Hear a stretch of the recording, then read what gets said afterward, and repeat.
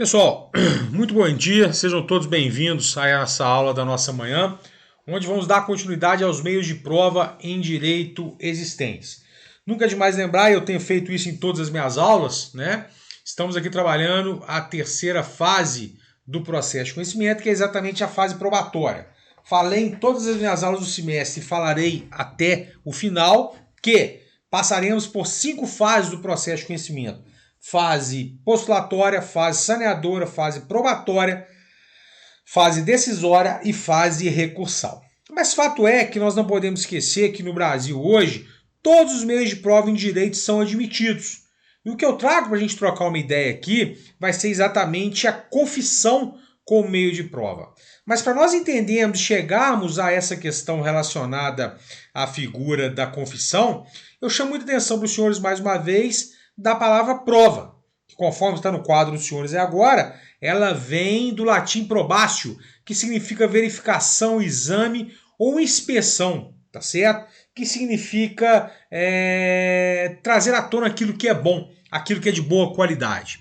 Então, toda vez que eu falo em trazer à tona uma prova, estou trazendo à tona, literalmente, algo que possa auxiliar o juiz na busca da verdade real. Lembrem-se, senhoras e senhores, que a verdade é uma só.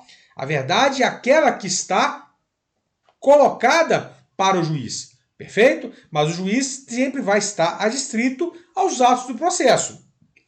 A partir do momento que o juiz não conhece o que aconteceu, a partir do momento em que o juiz não tem conhecimento daquilo que está acontecendo, surge para ele a necessidade de ser o quê? Alimentado com provas. Então, as partes não devem se ater a simplesmente alegar os fatos. As partes têm também que efetivamente comprovar a ocorrência daqueles fatos. Então, num sentido bem dinâmico, num sentido bem claro, provar é formar a convicção do juiz sobre a existência ou não dos fatos relevantes no processo. Esse é o objetivo da prova. O objetivo da prova, então, é levar ao juiz meios necessários para que ele forme o convencimento e automaticamente possa levar à prolatação daquela sentença, a prolação daquela sentença. Cândido Ragel, Dinamarca, um dos maiores processualistas que nós temos aí na atualidade, obviamente nesse contexto, fala que o direito à prova é um conjunto de oportunidades oferecidas às partes pela Constituição, pela lei, para que possa demonstrar no processo a veracidade do que afirma em relação aos fatos relevantes para o julgamento. Importante lembrar que esse direito não está diretamente na Constituição Federal, mas está dentro dos princípios inerentes ao judiciário. Dentre eles, o devido processo legal, o contraditório e a ampla defesa. Nós sabemos que contraditório é o direito de se contrapor a tudo que foi alegado por uma parte, e ampla defesa, que vai englobar a autodefesa e a defesa técnica, nada mais é do que o direito de usar de todos os meios de prova como forma de convencer, formar o convencimento do juiz. Então é muito importante nós termos em mente que o juiz vai estar adstrito ao processo, sim, mas vai analisar aquela prova de acordo com o seu livre convencimento. O juiz vai ser livre na apreciação da prova, o juiz vai ser livre para formar o seu convencimento. E aí surge para nós uma prova muito interessante que alguns doutrinadores costumam chamar de rainha das provas, que é a confissão, né?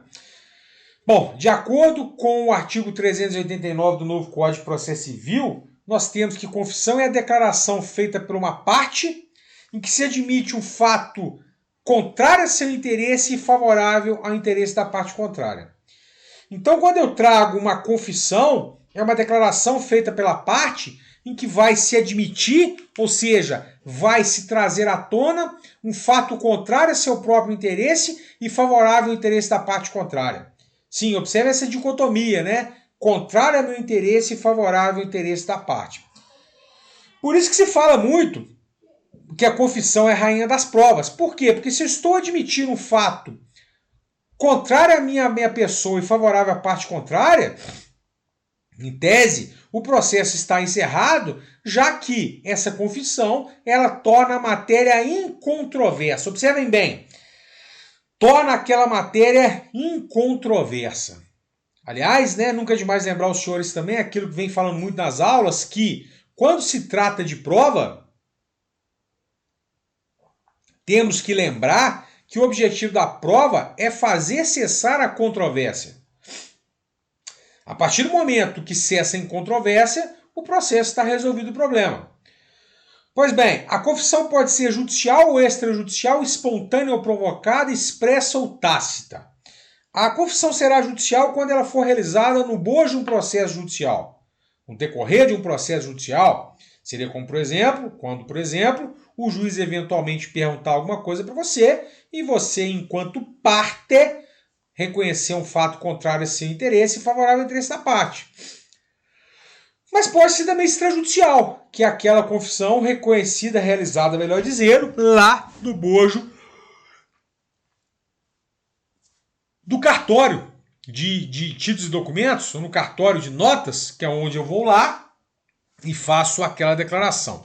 Curiosidade que deve ser observada por nós. Qual? Bom, a confissão tem que ser sempre o quê? Realizada por quem tem capacidade para tal. Posso ter, então, menor de 18 anos fazendo a confissão? Vamos ver que não. O artigo 390 do Código de Processo Civil traz para nós também que a confissão poderá ser espontânea e poderá ser também provocada. Interessante, né? O que seria essa confissão espontânea? O próprio nome já fala que é aquela em que o indivíduo de livre e espontânea vontade vai até a presença do juiz e simplesmente reconhece o fato contrário a seu interesse e favorável ao interesse da parte contrária. O curioso é a pergunta que se faz. Essa confissão pode ser feita por procurador? Sim, a legislação fala que a confissão pode ser realizada por procurador, sim, mas desde que ele tenha poderes especiais para tal. Então, se eu eventualmente mandar numa audiência uma pessoa me representando e essa pessoa tiver procuração e essa procuração tiver poderes para confessar, nós temos que será plenamente cabível. Já a confissão provocada é aquela que vai constar do depoimento pessoal da parte. Observem bem, quando a parte é intimada para comparecer em juízo e não comparece para prestar o seu depoimento pessoal, subentende-se que ela confessou os fatos narrados pela parte contrária. Confissão provocada. Observem que nós vamos ver quando falarmos de depoimento pessoal que aquela pessoa tem que ser o quê?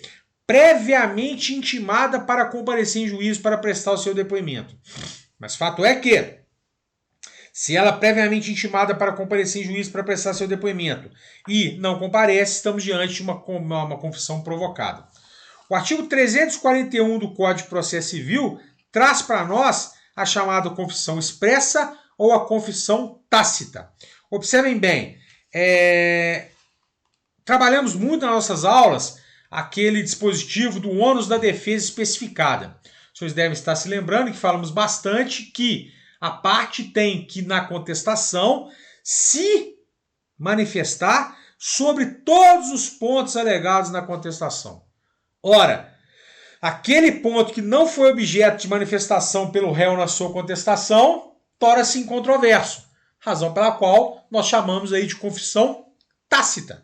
Ou seja, é onde passará a existir uma presunção de veracidade do fato alegado pela parte contrária.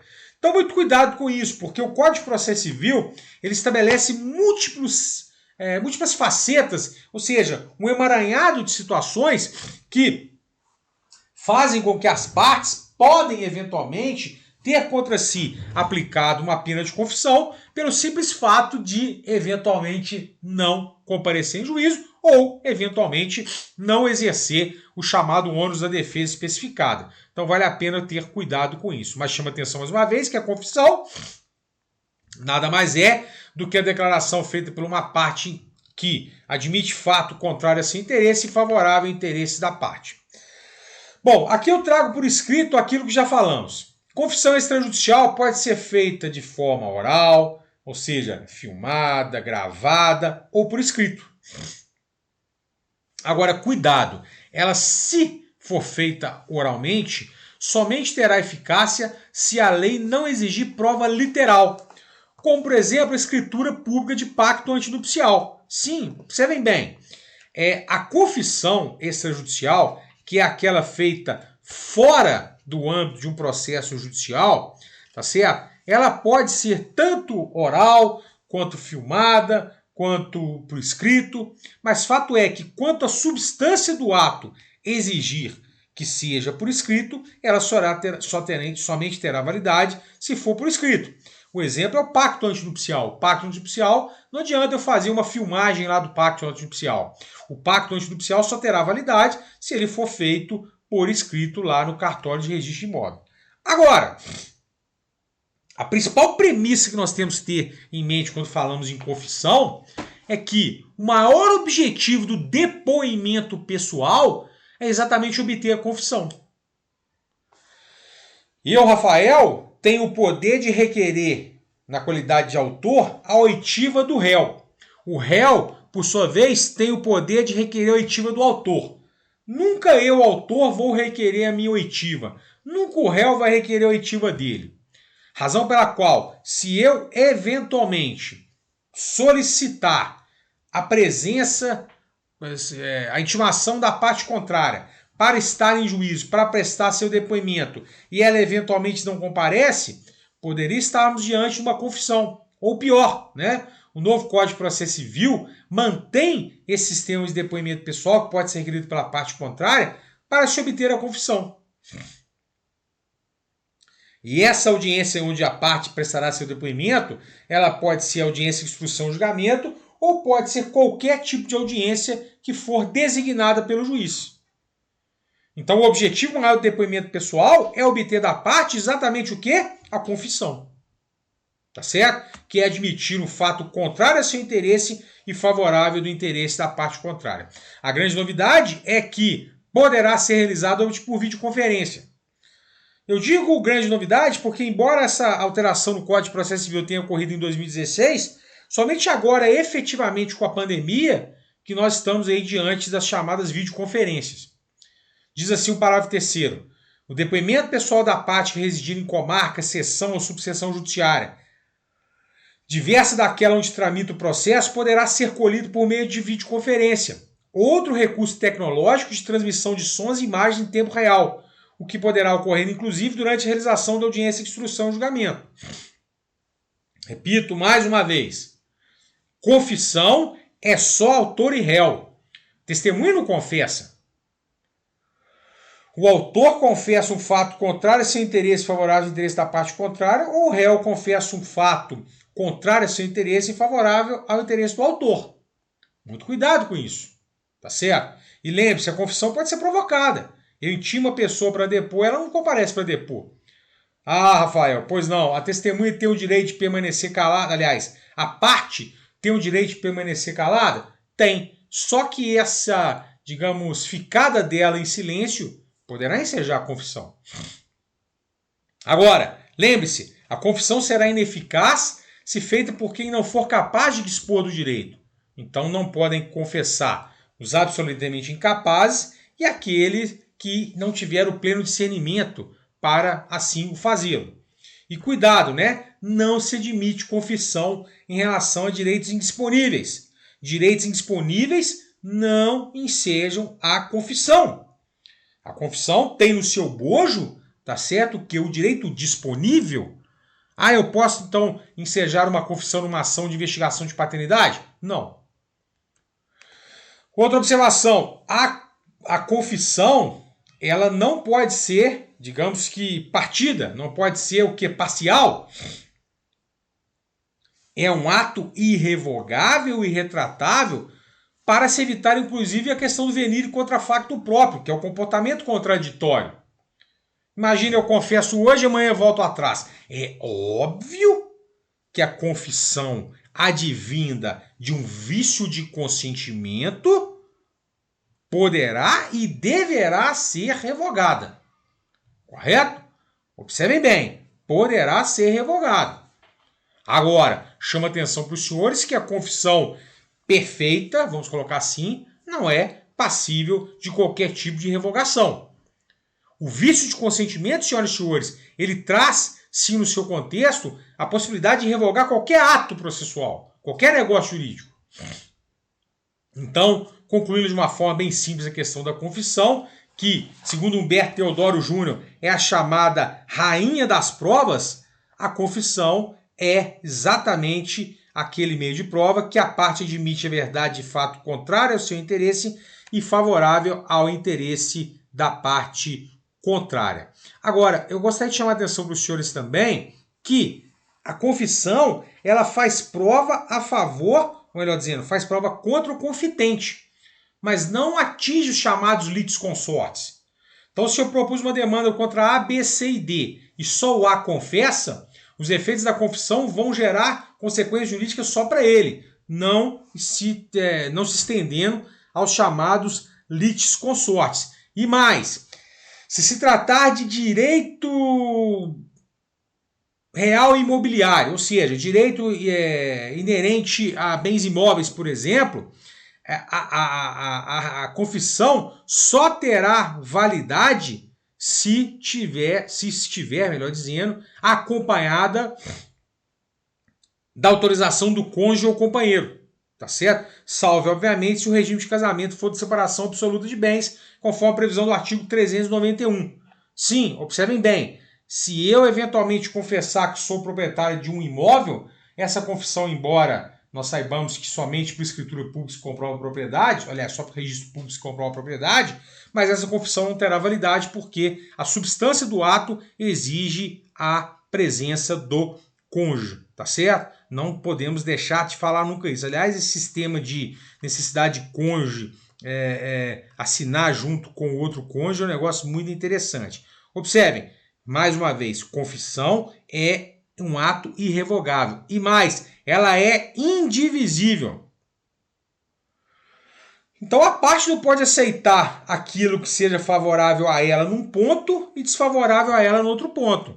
A confissão só pode trazer o seu contexto se ela for literalmente utilizada. Então essas eram as disposições inerentes à confissão. Beleza, pessoal? Já voltamos.